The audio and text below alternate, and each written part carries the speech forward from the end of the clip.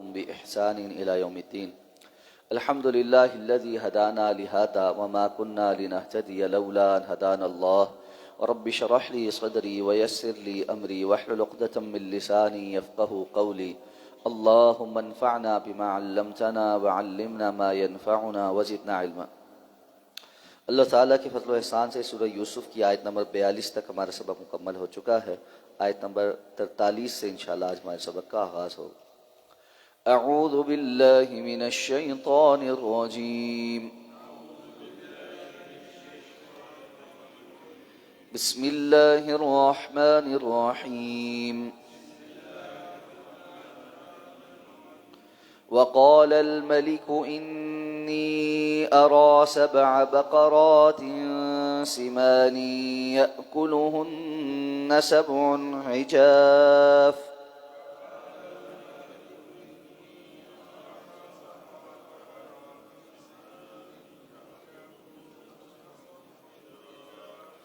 वसबअ सुंबुलात खुद्र वउखर याबिसात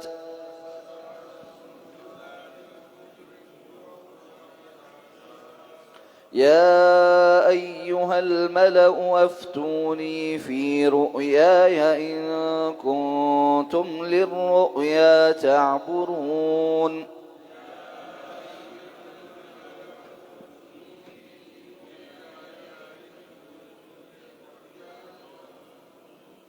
क़ालू अज़ग़ाथु अहलाम वमा नहनु बितअवीलिल अहलामि बिआलिमीन।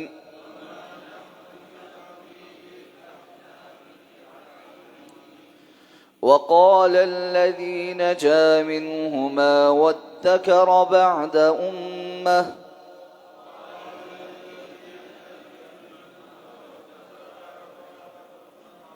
अना उनब्बिउकुम बितअवीलिही फ़अरसिलून।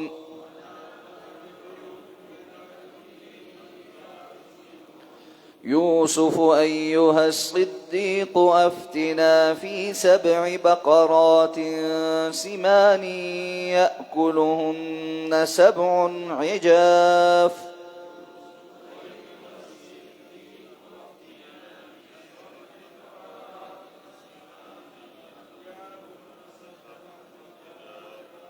वसबअ सुंबुलात खुद्र वउखर याबिसात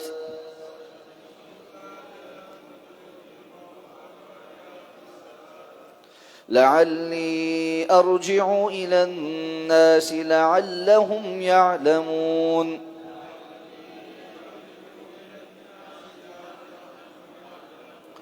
क़ाल तज़रऊन सबअ सिनीन दअबा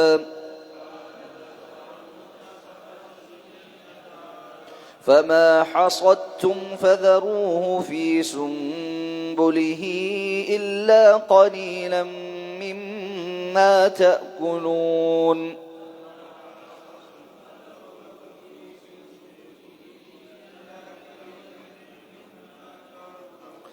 ثم يأتي من بعد ذلك سبع شداد يأكل ما قدمتم لهن إلا قليلا مما تحصنون।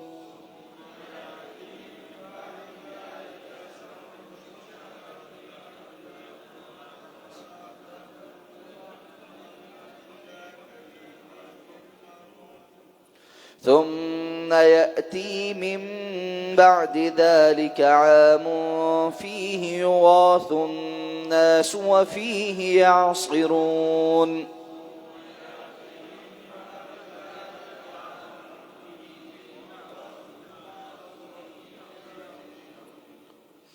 वक़ाल अल मलिक और बादशाह ने कहा इन्नी अरा सबअ बक़रातिन सिमान बेशक मैंने 7 मोटी गायें देखी हैं। याकुलुहुन्न सबउन इजाफ जिन्हें 7 दुबली खा रही हैं। वसबअ सुंबुलातिन खुद्रिन और 7 सब्ज खोशे। व उखर याबिसात और कुछ दूसरे खुश्क। या अय्युहल मला ए मेरे सरदारों افتونی فی رؤیایا ان کنتم للرؤیا تعبرون، مجھے میرے اس خواب کے بارے میں بتلاؤ اگر تم خواب کی تعبیر کیا کرتے ہو۔ قالوا، کہنے لگے، اضغاث احلام، یہ خواب کی پریشان باتیں ہیں، ملی جلی باتیں۔ وما نحن بتأویل الاحلام بعالمین، اور ہم ایسے خوابوں کی تعبیر کے متعلق کچھ نہیں جانتے۔ وقال الذی نجا منہما، اور ان دونوں میں سے جو نجات پا گیا تھا، رہا ہو گیا تھا، وہ کہنے لگا، وادکر بعد امہ، اور اسے ایک طویل مدت کے بعد یاد آیا، انا انبئکم بتأویلہ، کہ میں تمہیں اس کی تعبیر بتاتا ہوں، فارسلون، سو مجھے بھیجو۔ یوسف ایھا الصدیق، یوسف اے بڑے سچے انسان، افتنا فی سبع بقرات سمان، ہمیں تعبیر بتلاؤ 7 موٹی گایوں کے متعلق، یاکلوہن سبع عجاف، جنہیں کھا رہی ہیں 7 دبلی، وسبع سنبلات خضر، اور 7 خوشے ہرے ہیں، واخر یابسات، اور دوسرے سوکھے ہوئے، لعلی ارجع الی الناس، تاکہ میں لوگوں کے پاس واپس جاؤں، لعلہم یعلمون، تاکہ وہ جان لیں۔ قال، اس نے کہا، تزرعون 7 سنین دأبا، تم 7 سال پے در پے کاشت کرو، فما حصدتم، تو پس جو تم کاٹو، فذروہ فی سنبلہ، اسے اس کے خوشے میں ہی رہنے دو، الا قلیلا مما تأکلون، سوائے اس بہت تھوڑے میں سے جو تم کھاؤ، ثم یاتی من بعد ذلک، پھر تمہارے اوپر آئیں گے اس کے بعد، 7 شداد، 7 برس شدت کے، یاکلن ما قدمتم لہن الا قلیلا مما تحسنون، جو کھا جائیں گے جو کچھ تم نے ان کے لیے پہلے سے رکھا ہوگا، سوائے بہت تھوڑا سا وہ جو تم نے سنبھالا ہوگا، محفوظ رکھا ہوگا۔ ثم یاتی من بعد ذلک عام، پھر اس کے بعد 1 سال آئے گا، فیہ یغاث الناس، جس میں لوگوں پر بارش ہوگی، وفیہ یعصرون، اور وہ اس میں نچوڑیں گے۔ اب جب حضرت یوسف علیہ السلام کو ایک طویل عرصہ جیل میں رہنا پڑا، اور وہ بندہ جس کو کہا تھا کہ بادشاہ کے سامنے میرا تذکرہ کرنا، وہ بھول گیا تذکرہ کرنا، تو یوسف علیہ السلام اللہ کی مشیت پر راضی جیل میں موجود ہے۔ اب اللہ رب العزت کا فیصلہ ہو رہا ہے کہ اب یوسف، وہ وقت آ گیا ہے کہ جیل سے باہر آئیں، اور پورے اکرام کے ساتھ اور احترام کے ساتھ جیل سے باہر۔ اس کے لیے بادشاہ وقت ایک خواب دیکھتا ہے، اور خواب بڑا عجیب ہے کہ 7 موٹی گائیں ہیں اور 7 دبلی گائیں ہیں، دبلی والی موٹی کو کھا رہی ہیں، اور 7 خوشے ہرے ہیں اور دوسرے سوکھے ہوئے ہیں۔ یہ خواب اس نے دیکھا تو آ کر اپنے درباریوں سے کہنے لگا کہ مجھے اس کے متعلق بتاؤ، اس لیے کہ تم لوگ عام طور پر تو دعویٰ کرتے ہو کہ تم خوابوں کی تعبیر کرتے ہو، تو اگر تم واقعتاً خواب کی تعبیر کرتے ہو تو اس خواب کی تعبیر بتاؤ۔ یہاں ایک بڑا لطیف نقطہ مفسرین نے بیان کیا ہے، وہ یہ ہے کہ اس نے کہا، افتونی فی رؤیایا، مجھے میرے اس خواب کے متعلق فتویٰ دو۔ اور اس سے یہ پتہ چلتا ہے کہ خواب کی تعبیر کا علم بھی بالکل اسی طرح ہے جس طرح دیگر علوم سے انسان فتویٰ دیتا ہے، اس لیے کہ خواب کے متعلق رسول اللہ صلی اللہ علیہ وسلم نے فرمایا نا کہ نبوت میں سب چیزیں ختم ہو چکی ہیں الا المبشرات، سوائے مبشرات، اور یہ نبوت کا 46واں حصہ ہے یا 40واں حصہ ہے، دونوں روایات موجود ہیں۔ اور اس کی تعبیر کا علم بھی اللہ کی طرف سے اپنے بندوں کو عطا کیا جاتا ہے۔ جس طرح کتاب و سنت کے متعلق کوئی بات پوچھی جائے اور جس کے پاس علم نہ ہو وہ جہالت پر مبنی جواب دے دے، یہ ناجائز اور حرام ہے، بالکل اسی طرح خواب کے متعلق تعبیر کا علم نہ ہونے پر جواب دینے والا بھی اسی طرح کے جرم کا مرتکب، کیونکہ یہ بھی ایک علم ہے۔ اس لیے ہمارے یہاں ہر کوئی جو خوابوں کی تعبیر بیان کرتا رہتا ہے اس کو ڈرنا چاہیے۔ بعض علماء نے تو کہا ہے کہ اللہ کے رسول نے جو فرمایا تھا نا کہ قیامت کے قرب میں لوگ علماء اٹھ جائیں گے اور لوگ جہلاء کو اپنا سردار بنا لیں، تو خود بھی گمراہ ہوں گے اور دوسروں کو بھی گمراہ کریں گے، اس کی ایک کیفیت آج کل اس صورت میں بھی ہے کہ لوگ ہر کسی کے سامنے خواب بیان کرتے ہیں اور ہر کوئی تعبیریں کر رہا ہوتا ہے۔ اس لیے تعبیر وہ کرے جس کو پتہ ہو کہ تعبیر کیا ہوتی، وگرنہ یہ بھی ایک فتوے کی حیثیت رکھتا ہے۔ اب کہنے لگے اضغاث احلام، یہ تو پریشان کن ایسے ہی نیند کی پریشانی میں جو خیالات ہوتے ہیں پراگندہ خیال ہیں۔ ضغث کہتے ہیں جب آپ کسی گھاس کو کاٹنے کے لیے یا کسی جگہ موجود پودوں کو ایسے مٹھا لے لیں نا تو اس کے اندر ہر قسم کی جو زمین پہ بوٹی ہوگی وہ آ جاتی ہے۔ تو اسی طرح ملے جلے پراگندہ خیالات، یعنی یہ کوئی باقاعدہ خواب نہیں ہے، ویسے ہی آپ کو ادھر ادھر کی جو ہے نا خیالات جڑ کے، جس طرح بسا اوقات انسان دن میں کچھ باتیں سوچتا ہے، رات کو ان کا ملغوبہ بن کے اس کو لگتا ہے میں نے خواب میں کچھ دیکھا، حالانکہ وہ ہوتا نہیں، خواب نہیں ہوتا۔ اسی طرح بعض لوگ اگر کسی کو پیاس لگی ہو تو وہ یہ دیکھتا ہے کہ جی خواب میں وہ سمندر کے کنارے ہے یا ندی اور دریا کے کنارے ہے، یا اس سے ملتی جلتی چیزیں اس کو نظر آ، یہ جسمانی کیفیات ہوتی ہیں، خواب نہیں ہوتا۔ خواب تو بامعنی ہوتا ہے اور اس کے اوقات بھی ہوتے ہیں اور دیکھنے والے کی جو ہے حالت بھی ہوتی ہے، اور بعض خواب کچھ لوگوں کو نظر آ سکتے اور کچھ کو نہیں نظر آ سکتے، جیسا کہ ملکہ زبیدہ کے بارے میں بڑا مشہور خواب ہے کہ جس کے بعد اس نے وہ نہر زبیدہ کھدوائی تھی، وہ جاج تک اس نے پانی پہنچانے کا انتظام کیا تھا۔ اس نے ایک بڑا عجیب سا خواب دیکھا، اور وہ خواب یہ تھا کہ بہت سارے لوگ مل کر جو ہے نا اس کے ساتھ بدکاری کر، اس کو بہت پریشانی ہوئی کہ مجھے یہ میں نے کتنا غلط قسم کا خواب دیکھ لیا۔ اس نے اپنی ایک کنیز کو بھیجا کہ فلاں جو بڑے عالم ہیں ان سے یہ مسئلہ پوچھ کر آئے کہ جی اس خواب کی تعبیر کیا ہے، لیکن ساتھ میں یہ کہا کہ یہ نہ بتانا کہ مجھے خواب نظر آیا، ظاہر بات ہے ملکہ ہے۔ تو جب ان کے سامنے یہ خواب بیان کیا گیا تو پہلا سوال انہوں نے یہ کیا کہ یہ خواب کس نے دیکھا؟ تو کنیز نے کہا میں نے دیکھا۔ انہوں نے کہا یہ تم نے نہیں دیکھا، یہ خواب تمہارا نہیں ہو سکتا، واپس چلی جاؤ، کوئی تعبیر نہیں۔ اس نے آ کر بتایا ملکہ کو کہ جی انہوں نے تو کہا یہ خواب تم نہیں دیکھ سکتی اور یہ تمہارا دیکھا ہوا خواب نہیں۔ تو اس نے پھر دوسری مرتبہ بھیجا اور بتایا، کہا کہ جی ٹھیک ہے بتاؤ، لیکن رازداری کا کہنا کہ جی کسی کے سامنے اس کا ذکر نہ کرے۔ تو اس نے جا کر جب دوبارہ بتایا کہ یہ ملکہ زبیدہ نے خواب دیکھا ہے اور انہوں نے کہا ہے کہ رازداری رکھی، تو انہوں نے اس وقت کہا ہاں اب خواب کی تعبیر بنتی ہے، یہ خاتون ایسی ہے کہ جس سے یہ خواب کی تعبیر بنتی ہے۔ اور انہوں نے تعبیر یہ بتلائی کہ در حقیقت خواب میں کسی خاتون کا کثرت کے ساتھ لوگوں کا ایسا کرتے دیکھنا اس بات کی طرف اشارہ ہوتا ہے کہ لوگ اس سے نفع اٹھائیں، اور یہ کوئی ایسا کام کرے گی جس سے بہت زیادہ لوگ عامت الناس فائدہ اٹھائیں۔ اور بعد میں اس نے پھر اس تعبیر کے نتیجے میں وہ جو ہے نا نہر کھدوائی۔ تو بعض چیزیں خواب میں بڑی عجیب نظر آتی ہیں لیکن ان کی تعبیر بہت مختلف ہوتی، اس لیے تعبیر کا علم جس کو دیا گیا ہو تعبیر صرف وہ کرے۔ اب کہنے لگے جی ہم تو اس قسم کے خوابوں کی کوئی تعبیر نہیں جانتے۔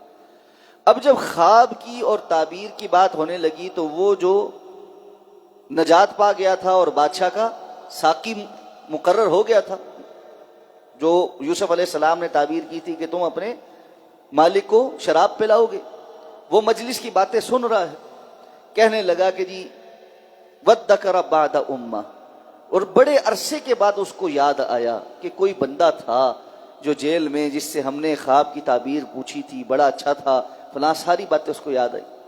اب کہنے لگا کہ جی آپ ایسا کریں کہ مجھے بھیجے، میں آپ کو خواب کی تعبیر بتاتا ہوں۔ اب یہ بھی ایک عجیب روش کہ ہمارے ہاں عموماً بڑے افسران کے ارد گرد جو حاشیہ نشین لوگ ہوتے ہیں نا، وہ اصل جس کا کریڈٹ ہوتا ہے اس کو دینے کے لیے تیار نہیں ہوتے، یا بات واضح کرنے کے لیے تیار نہیں ہوتے کہ کوئی قابل بندہ ہے جو پیچھے موجود ہے اس کو بلایا جائے۔ وہ یہ بھی تو کہہ سکتا تھا نا کہ جیل میں ایک بندہ ایسا ہے جو موجود ہے اور اپنے خواب کا تذکرہ کرتا کہ ان کے پاس باقاعدہ خواب کا علم ہے اور بڑے نیک انسان ہیں، بے گناہ وہاں پڑے ہوئے ہیں، جبکہ انہوں نے اتنے سال پہلے مجھے کہا بھی تھا کہ بادشاہ کے سامنے تذکرہ کرنا، لیکن نمبر گانٹھنے والوں کا کیا کہا جائے۔ تو کہنے لگا کہ جی میں آپ کو بتاتا ہوں تعبیر کہ کیا ہو، بس مجھے کہیں جانا پڑے گا، لیکن میرے اندر یہ قابلیت ہے کہ میں آپ کو تعبیر بتا سکتا ہوں، تعبیر بتا سکتا ہوں۔ اب اجازت مل گئی، وہ گیا۔ آتے ساتھ اسلوب کیا ہے؟ یوسف ایھا الصدیق، یوسف جو بڑے سچے انسان ہو، واہ واہ جی آپ کے کیا کہنے، بڑے عظیم انسان ہیں آپ۔ اتنے سال عظیم انسان نہیں یاد آئے، اتنے سال سچا انسان نہیں یاد آیا، اس کی سچائی کی تعریفیں جو بھی منہ پر آ کے کر رہے ہو اپنے مطلب کی خاطر، اتنے سال وہاں اپنی عیش عشرت کی زندگی گزارتے رہے، کوئی خیال نہیں آیا کہ ایک محسن بندہ جس کو محسن کہتے تھے وہ جیل میں پڑا ہوا ہے۔ یہ دنیا کا اسلوب ہے، اور مطلبی لوگوں کی ایسا ہی طرز عمل ہوتا ہے۔ اور اس کے مقابل جو محسن ہوتے ہیں ان کا طرز عمل کیا ہوتا ہے؟ یوسف علیہ السلام نے ایک مرتبہ اس کو نہیں کہا کہ اچھا آج آ گئے ہو مجھے صدیق کہنے، وہ جو میں نے تمہیں کہا تھا کہ کچھ جا کر میرا تذکرہ کرنا، اتنے سالوں سے تو تمہیں کوئی خیال نہیں آیا، آج بھی تم خود ہی آئے ہو، مجھے نہیں بلایا۔ میں تو کچھ نہیں بتاؤں گا، جاؤ پہلے جا کر بادشاہ کو کہو بندہ وہاں موجود ہے، مجھے باہر نکالے پھر میں بتاؤں گا۔ کوئی شرط نہیں لگا، کسی قسم کی پچھلی بات کا تذکرہ نہیں کیا۔ اور اس لیے بھی کہ ہر نبی بہرحال لوگوں کا خیر خواہ ہوتا ہے، ہر مومن بندہ دوسروں کو فائدہ پہنچانا چاہتا ہے، اس کے پاس جو علم ہوتا ہے، جو صلاحیت ہوتی ہے، وہ دوسرے کے لیے بغیر کسی شرط کے، بغیر کسی غرض کے، ان کے لیے نفع کے لیے اس کو حاضر رکھتا ہے۔ جا بجا قرآن مجید نے انبیاء کے اس قول کو نقل کیا، ان اجری الا علی اللہ، میرا اجر تو اللہ کے ہاں ہے۔ وما اسألکم من اجر، میں تم سے کسی بدلے کے سوال کا متقاضی ہی نہیں ہوں۔ ہمارے ہاں مسئلہ کیا ہے؟ جس بندے کے پاس تھوڑی سی صلاحیت، تھوڑی سی کرسی، تھوڑا سا علم، کوئی بھی چیز آ جائے وہ روک کر بیٹھ جاتا ہے کہ بس اب میرے نخرے اٹھاؤ، منتیں ترلے کرو، اور اس کے بعد میں جو ہے وہ چیز تمہارے پاس پہنچاؤں گا۔ ایسا کچھ انبیاء کے اندر نہیں ملتا۔ آپ دیکھیں مشکل سے مشکل حالات میں بھی انبیاء خیر خائی کا جو کام کر سکتے تھے وہ کر ڈالتے تھے۔ حضرت موسیٰ علیہ السلام پیچھے سے ایک قتل غلطی سے ہو گیا ہے، گھر بار علاقہ سب چھوڑنا پڑ گیا ہے، فرعون کی فوجیں لگی ہوئی ہیں کہ پکڑیں اور قتل کر دیں۔